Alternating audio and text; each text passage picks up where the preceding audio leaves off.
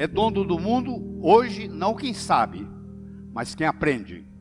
Porque quem sabe, sabe conhecimentos obsoletos, que não funcionam mais no mundo de hoje. Aquilo que o seu avô e o seu bisavô teve sucesso, não se aplica mais ao mundo de hoje. Nós podemos ter um conhecimento do pescoço para cima. É um conhecimento abstrato, que não leva a nada. E nós podemos ter um conhecimento que leva à competência de ação, que é isso que a vida exige da gente. Olha o que o Alvin Toffler dizia já mais ou menos há uns 20 anos atrás.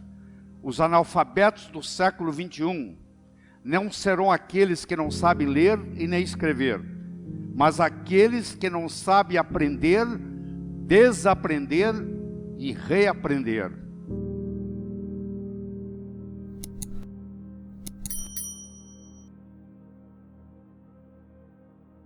Nós vivemos num mundo hoje que se caracteriza por 3 palavras. A primeira palavra chama-se complexidade. É muito mais complexo viver hoje do que era 20 anos atrás. Em qualquer cidade do mundo, a complexidade como um todo aumentou. Segundo, nós vivemos num mundo veloz. Nós vivemos no mundo da velocidade da luz. Sai uma notícia, imediatamente você tem acesso a essa notícia. Isso acontece em tempo real. E terceiro, vivemos num mundo incerto. Não adianta você ficar fazendo programação para daqui 10 anos. Você vai ter que mudar a sua estratégia, porque dependendo do que estiver acontecendo, tem que haver uma mudança de estratégia. E às vezes acontece com você o inesperado. O mundo é totalmente incerto, que nós temos que estar preparados para essa incerteza, que nós não sabemos o que esperar. De repente acabou o muro de Berlim, de repente o dólar sobe, de repente o dólar cai, aí toda a estratégia que você fez vai por água abaixo. Tempos diferentes produzem mentes diferentes, com novas formas de pensar. É dono do mundo hoje, não quem sabe, mas quem aprende. Porque quem sabe, sabe conhecimentos obsoletos, que não funcionam mais no mundo de hoje. Aquilo que o seu avô e o seu bisavô teve sucesso, não se aplica mais ao mundo de hoje. Porque não funciona desse jeito. Teve uma época que se vendia roda de carroça, roda de carruagem, se ganhava muito dinheiro. Hoje, a não ser que você venda pneu, porque roda de carruagem até o museu já tem, você não vai ganhar nada. Seu bisavô pode ter ganho muito dinheiro vendendo roda de carruagem, mas para o mundo de hoje isso não funciona mais. Eu gosto muito do exemplo do bambu chinês. Você planta ele, no primeiro ano ele não dá nada, no segundo ano ele não dá nada, no terceiro ano ele não dá nada, no quarto ano ele não dá nada, no quinto ano ele cresce 12 metros acima do solo. De repente, 12 metros acima do solo. Aí você fala, mas que coisa interessante. É, interessante. Mas se você for mais perceptivo, você vai ver que se você olhar abaixo da superfície da terra, é uma raiz ali que começa a crescer. No segundo ano ele não deu nada, mas a raiz aumentou. No terceiro ano ele não deu nada, mas a raiz aumentou. No quarto ano não deu nada, mas a raiz aumentou. E no quinto ano existe uma raiz forte e grande o suficiente para manter 12 metros acima do solo. Isso é uma coisa que nós temos que ensinar para os nossos jovens, que o que distingue o profissional do amador é persistência e paciência. O amanhecer só vem depois da noite toda ter passado. Isso aqui é uma carta mostrando, é um documento, a sua aplicação para o doutorado não foi aceita dessa vez e, portanto, você não é elegível para a posição de professor associado. Em conclusão, nós achamos que a sua hipótese é mais de caráter artístico do que propriamente físico. Isso está datado em 1903. Foi quando Albert Einstein tentou ser professor na Suíça. E isso que ele recebeu. esse comunicado. Mas com isso, Albert Einstein não desistiu. Ele continuou persistente, ele chegou a ganhar o prêmio Nobel, e ele é considerado pela maioria o homem mais inteligente que viveu no século XX. Se bem que tem questionamentos sobre isso, mas muita gente aceita ele como um indivíduo que fez mais diferença no século XX. E foi reprovado. Não se aceita o trabalho dele. Por quê? Porque os indivíduos que viviam na época dele não entendiam o que o Einstein pensava. Então nós temos que tomar muito cuidado com isso. Eu gostaria de mostrar para você o que é saber, o que é consciência de saber. Eu vou começar pelo número 1. Eu não sei e não sei que não sei. Quer dizer, eu tenho uma coisa que eu não sei fazer, mas eu não sei que eu não sei fazer essa coisa. Esse é o primeiro degrau. O segundo degrau, eu sei que eu não sei. O terceiro degrau, eu sei, mas eu não sei que eu sei. Se você sabe, mas não sabe que sabe, é como você não soubesse. É a pessoa que com 75 anos de idade descobre que ela é uma grande pintora ou uma grande escritora e lança seu livro, primeiro livro, aos 76 anos de idade. Ela não sabe, ela sabia, mas não sabia que sabia. Se você tem uma habilidade, mas se você não sabe que você tem essa habilidade, é como se você não soubesse. E finalmente nós temos o quarto, que você sabe e você está consciente que você sabe o que você sabe. E isso é muito importante. E isso tem que ter a ver com a sua competência de ação, não com o seu acúmulo de informação. Se você vai no aeroporto de Guarulhos, entra num Airbus que está fazendo São Paulo, Nova York, e o comissário de bordo diz assim: senhoras e senhores, o indivíduo que está sentado na cabine do piloto não é piloto, mas ele tem muitas opiniões de como pilotar um avião. Você ficaria na aeronave? Não. Você não quer saber quem leu livros ou quem tem opiniões de como pilotar um avião. Você quer saber quem é que decola, voa e aterriza são e salvo em Nova York. Isso se chama competência de ação. A vida não exige da gente acúmulo de informação. A vida exige da gente competência de ação. Esse é que é o verdadeiro conhecimento que tem que ser passado para aqueles que estão cursando um curso superior. Essa metáfora me acompanha há mais de 30, 35 anos. É um indivíduo atravessando um cabo de aço de um prédio para o outro. Você há de convir que 3 coisas são necessárias. Ele precisa querer, se ele não quiser, ele não anda. Ele precisa de saber, se não souber, ele cai. E precisa haver cabo de aço. O querer é a motivação. O saber é a estratégia. E o cabo de aço, propriamente dito, é a oportunidade. Eu posso querer ganhar dinheiro, eu posso saber ganhar dinheiro, mas eu nunca tive a oportunidade para mostrar isso. Não vai acontecer. Então as coisas acontecem na vida quando nós combinamos a motivação com a estratégia, com a oportunidade. E a oportunidade na nossa vida, ela aparece de 2 formas. Ou você corre atrás dela, ou ela vem fantasiada de problema e chega até você. Então, se você gosta de resolver problema, por trás de cada problema existe uma oportunidade. Em 1975, eu era dono de um hospital em Teófilo Otoni, em Minas Gerais.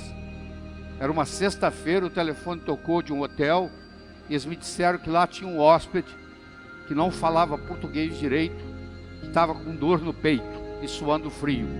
Se eu podia ir lá como cardiologista. Eu disse que eu estava saindo para um final de semana longo, chamasse outro. E ele disse: ó, eu já chamei 2 médicos e eles falaram a mesma coisa. Eu falei: tá bom, estou indo. Cheguei lá, eu encontrei um sujeito polonês que falava praticamente nada de português. E na época eu falava muito pouco de inglês. Eu levei ele para o hospital, fiz um eletrocardiograma, ele estava infartando. Levei ele para o hospital. No caminho para o hospital, ele me pergunta assim: você conhece meu filho? Eu falei: quem é seu filho? O meu filho é o chefe de cardiologia de Harvard. O nome dele é Peter Marocco. Eu falei: eu não conheço o seu filho pessoalmente, mas eu conheço os livros dele, os trabalhos, e eu estudo pelos trabalhos do seu filho. 48 horas depois, o filho dele saiu de Boston, Massachusetts, e veio para Teófilo Otoni ajudar a cuidar do pai. E por incrível que pareça, ele era casado com uma brasileira, de Americana, São Paulo, e falava português. E nós fizemos amizade, e eu vou encurtar a história, e eu terminei em Harvard. Não pelo mérito, mas pela oportunidade que a vida me deu. Olha que interessante, a oportunidade, ela vem fantasiada de problemas. Por trás do problema existe a oportunidade esperando. Isso tem que ser ensinado para os jovens, a aprender a gostar de problemas, porque os problemas são os nossos melhores amigos, tá? Eles que nos fazem crescer. E você nunca terá uma segunda chance de causar uma primeira boa impressão. Então você, nos primeiros 3, 4 minutos que você conhece alguém, vai fazer uma diferença muito grande para você, o modo como você se comporta. Eu vou ilustrar isso aqui para vocês, mas do seguinte modo, que nós temos 2 tipos de poder. Nós temos o poder posicional, que é o poder da posição que nós ocupamos. Você é general do exército, todo mundo presta continência para você. É domingo de manhã, você está de bermuda, camiseta, chinelo, você vai até a banca de jornal comprar um jornal, ninguém sabe quem você é, a única coisa que vai se manifestar é o seu poder pessoal, que é um poder linguístico.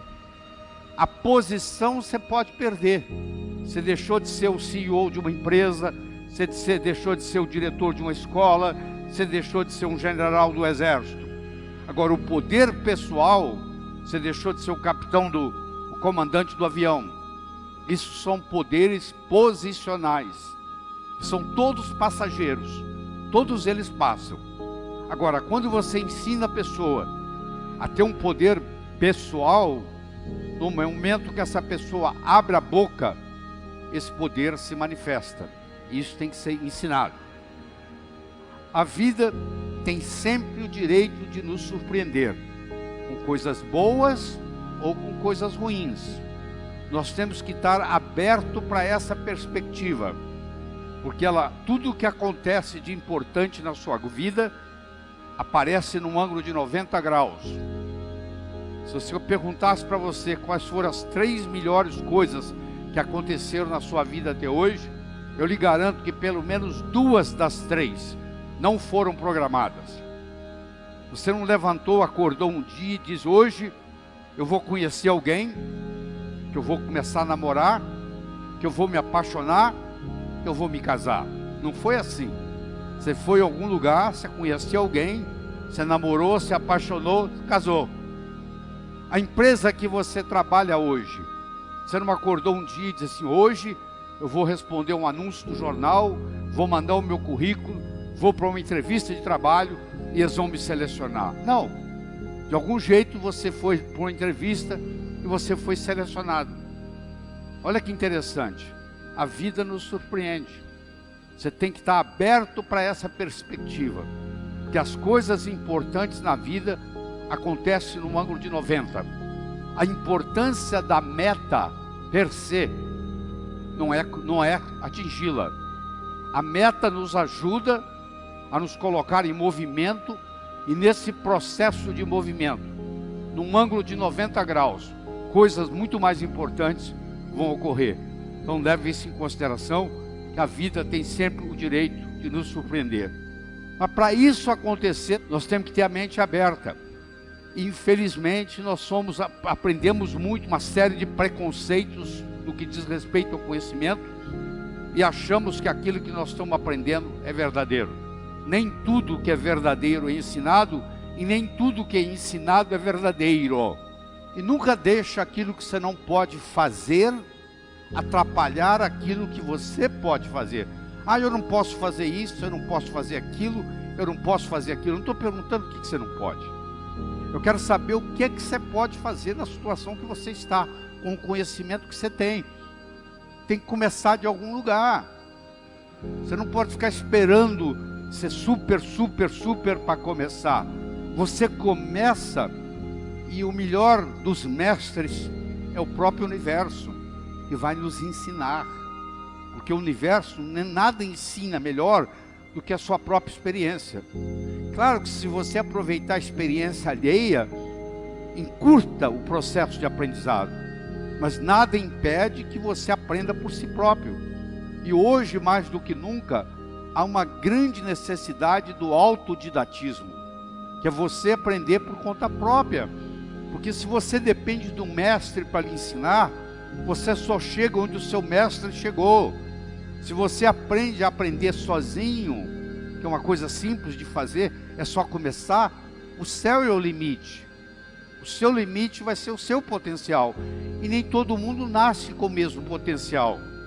Os maiores tesouros da humanidade estão enterrados no cemitério.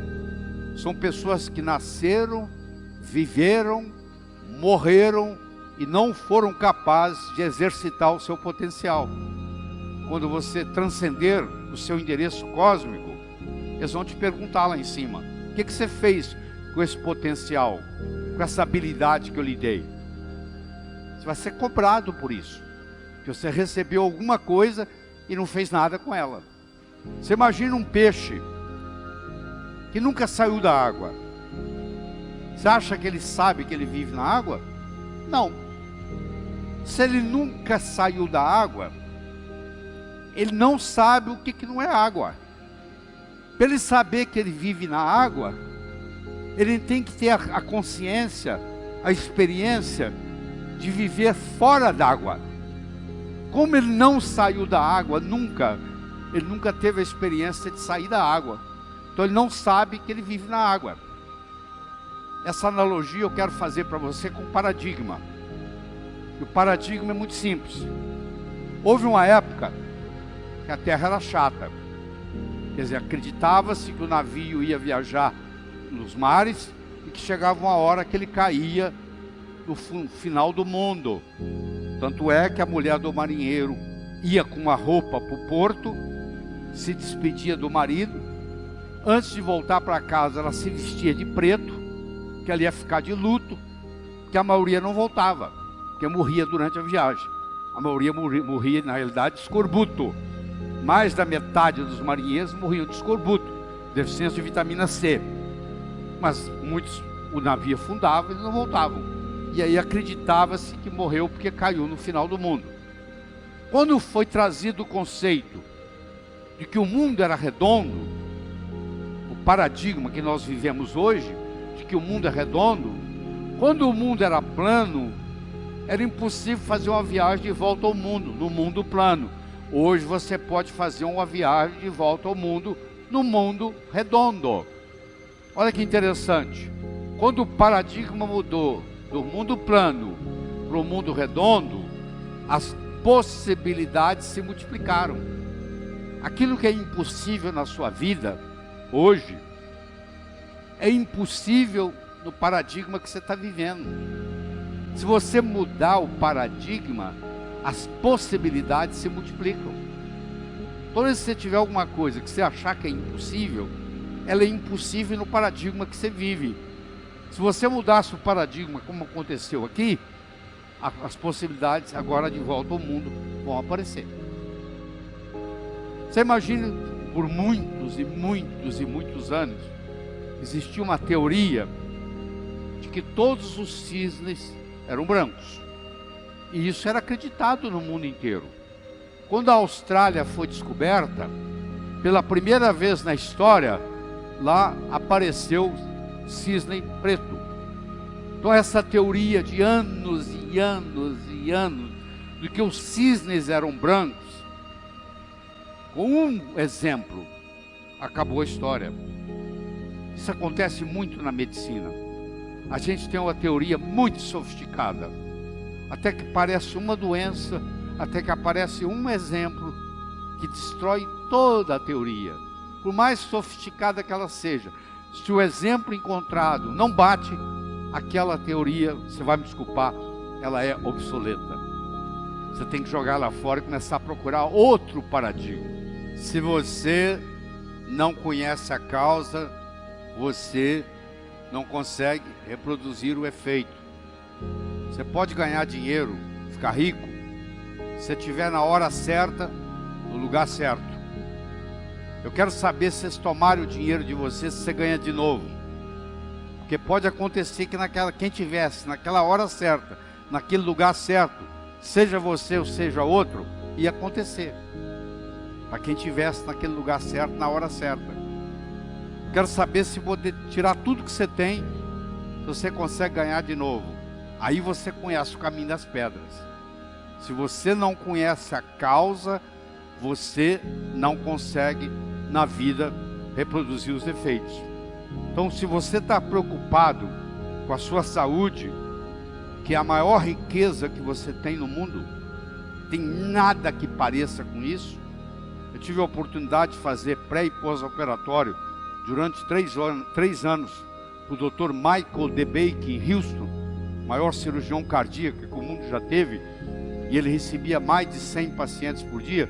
Eu cuidava daqueles que falavam português e daqueles que falavam espanhol, e eram todas pessoas multimilionárias, que às vezes chegavam lá nos próprios aviões, com vários seguranças e etc., doentes, e vinham ver o Dr. DeBake, e naquela relação médico-paciente, eles diziam para mim assim: Dr. Ribeiro, eu daria tudo que eu tenho para recuperar minha saúde. Eu daria toda a minha fortuna, toda a minha riqueza para recuperar minha saúde. E você tem a saúde, às vezes não dá valor para ela. Se você não tiver tempo para cuidar da sua saúde, um dia você vai ter que arrumar tempo para cuidar da sua doença.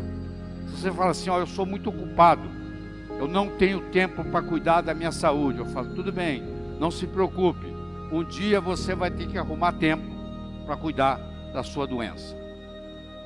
Vamos falar um pouco de saúde. Aquele que não tem tempo para cuidar da saúde terá que arranjar tempo para cuidar da doença.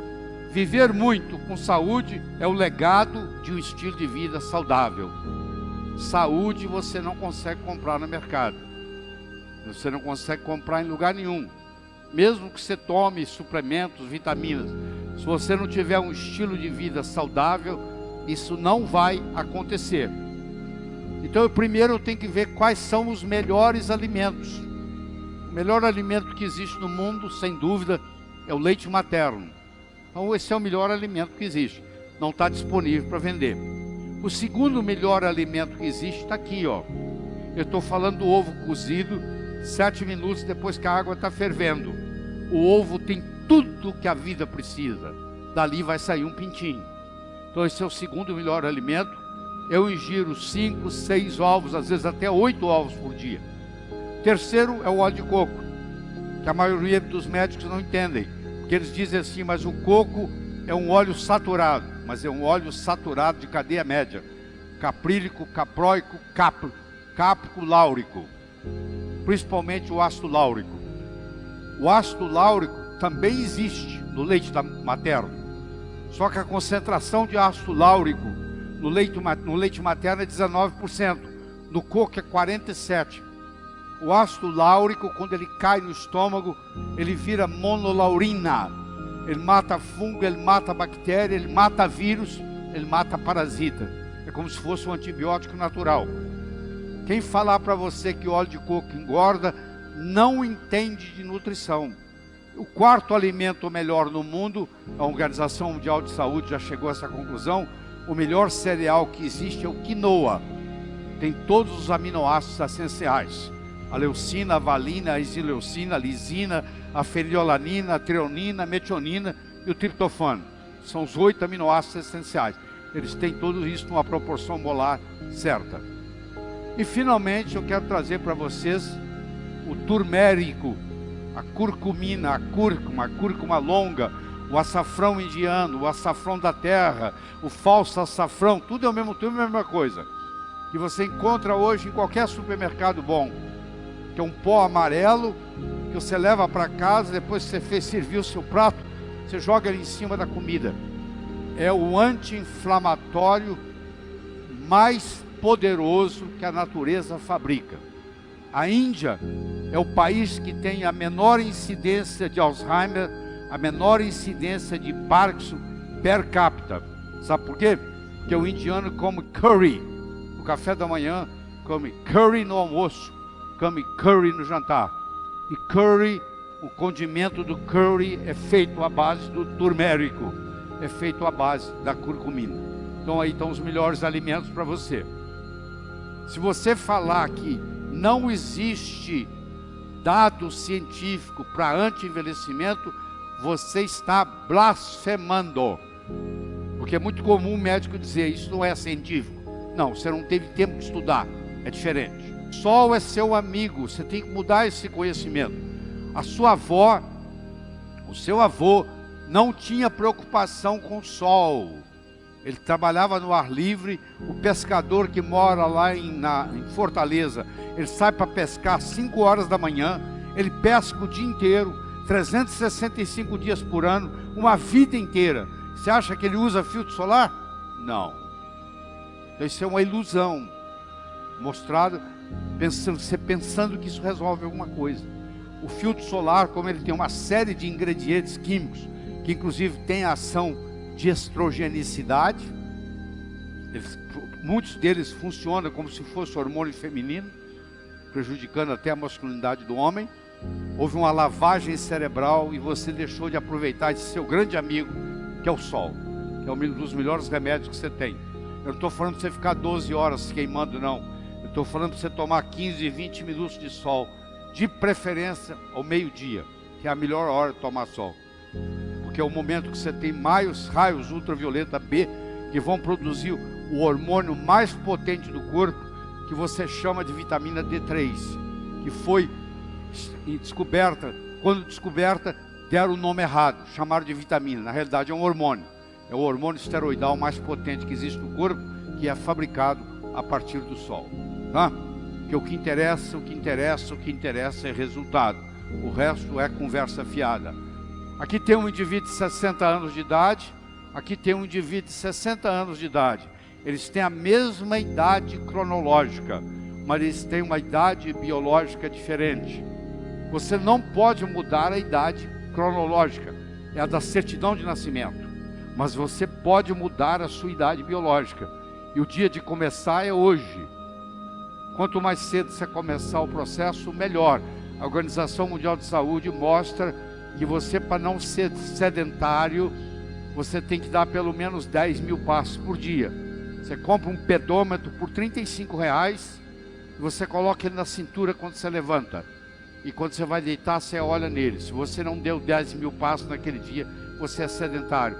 Nós não somos reféns da nossa hereditariedade. Essa é a grande verdade.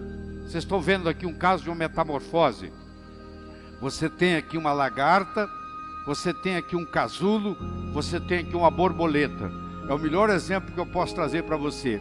Essa lagarta, esse casulo e essa borboleta tem o mesmo genoma, tem o mesmo DNA, tem os mesmos cromossomas, tem os mesmos genes. Só que a expressão gênica mudou. E ela tem um fenótipo totalmente diferente. Olha que beleza isso aqui. Olha o poder que isso dá para nós na medicina. A sua mãe pode ter morrido de câncer de mama, a sua irmã mais velha pode ter morrido de câncer de mama, você pode ter feito a sua genética, você tem o BRCA12, que é o gene lá da Jolie, mas você pode, dependendo da sua alimentação, você não precisa tirar as mamas, dependendo da sua alimentação e da suplementação que você recebe, você não precisa se preocupar com câncer, porque você não vai ter, não precisa tirar a mama. Nós não somos reféns da nossa hereditariedade. Agora, uma coisa a gente tem que parar. Olha aí a quantidade de açúcar que existe num refrigerante. Olha, chega a ser 3 vezes a quantidade de açúcar que você tem no sangue. No seu sangue circulando tem 5 gramas de açúcar. Isso aqui chega a ter 15 gramas. Isso aí não tem outro jeito. Não adianta você tomar remédio. Remédio remedia. Você tem que mudar o seu estilo de vida. Você tem que mudar a sua alimentação. O seu alimento tem que passar o seu remédio, ser seu remédio. E o seu remédio tem que ser o seu alimento. Você tem que aprender isso, tá? A outra coisa importante é você colocar os seus pés na terra. Quanto tempo tem que você não tira o sapato e pisa na areia, e pisa na grama, e pisa no cimento? Não estou falando no asfalto, não, porque o asfalto é isolante. A terra é o maior antioxidante que existe para nós. Ela está doando elétrons o tempo todo se você pisar no chão. Vai lá com a dor de cabeça, anda lá para você ver. 10 minutos você não tem dor de cabeça nenhuma mais. Olha que coisa interessante. Você tem abelhas operárias e abelha rainha. Uma abelha operária, ela vive 5 semanas. Sabe quanto vive uma abelha rainha? 6 anos. A abelha rainha vive 62 vezes mais do que uma abelha operária. Elas têm o mesmo genoma. Elas são irmãs gêmeas. Sabe qual a diferença? A abelha operária recebe geleia real por poucos dias. A abelha rainha só é alimentada de geleia real. Olha a diferença que faz a diferença. Isso aqui é um exemplo para você. A importância da sua alimentação correta. Eu não estou dizendo que a geleia real vai fazer isso para você. Ela faz isso muito bem para a abelha. Eu sei que é chocante para você. Você aprendeu até hoje que colesterol é gordura. Colesterol não é gordura. Colesterol é um esterol. Não é gordura, é um lipídio. Comer gordura não aumenta colesterol. O que aumenta colesterol é açúcar. É carboidrato. Colesterol é feito de carboidrato no fígado. Isso é uma mentira que vem por mais de 20 anos. Uma lavagem cerebral que as pessoas acham, e muita gente deixa de comer gordura saudável, achando que vai aumentar o colesterol. Se o seu colesterol está elevado, eu te garanto que não tem nada a ver com gordura, porque colesterol não é gordura, tá bom? Quais são as suas crenças que não estão trazendo o resultado desejável? Porque se eu uso óculos azuis, eu vou chegar aqui e vou achar que esse mundo aqui todo é azul. Se eu usar óculos vermelhos, eu vou achar que é vermelho. Eu interpreto a minha realidade pela minha experiência. Toda a realidade é subjetiva.